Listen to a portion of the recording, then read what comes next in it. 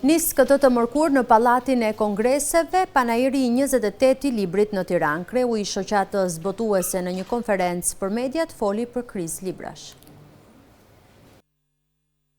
Ndërgjegja jonë ka nevojë për librat. Një shprehje e shkrimtarit të madh Ismail Kadaresh shërben si mesazh grishës në festën e librit përmes ngjarjes më të madhe vjetore që bashkon shkrimtar, përkthyes e studiues. Panajiri 28 i librit në Tiranë nis të mërkurën në Pallatin e Kongreseve. Kreu i shoqatës së botuese në një konferencë për mediat renditi problemet duke folur për ulje të numrit të librave të rinj, biblioteka librari bosh dhe buxhete krejt të papërfillshme.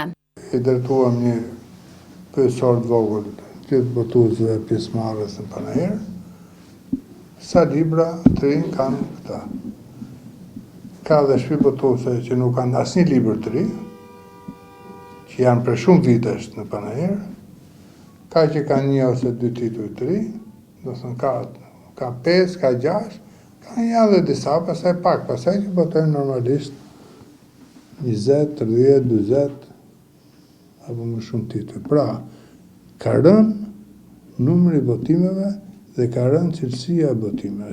Sipas tij, kjo lidhet me mungesën e investimit të shtetit në këtë lami të kulturës, ndryshe nga Kosova.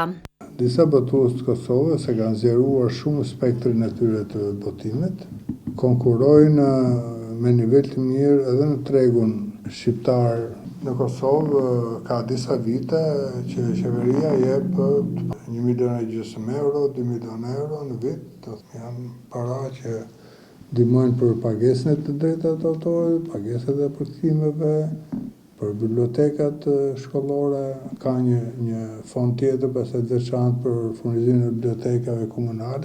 Përkundër kësaj, në Shqipëri, buxhetet në ndonjë qytet thanë botuesit çojnë një libër të vetëm. Marr një rast konkret, u bë si vjet furnizimi me libra për bibliotekat e shkollave.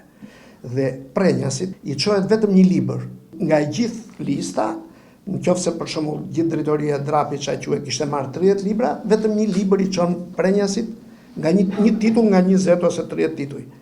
Nga të gjitha shtëpitë botuese mund të ketë gjithsej 5 libra. Po si mund të bësh furnizim me 5 libra të bibliotekës? Megjithë krizën financiare dhe ato të lexuesve të munguar që ose kanë ikur nga vendi ose nuk janë kultivuar si lexues për shkak të politikave të munguara, panajiri shpall të shtunën çmimet për më të mirët e këtij viti, autori përkthyesi libri më i mirë studimor dhe ai librit më të mirë për fëmijë, përfshirë edhe 2 çmime nga ambasada franceze.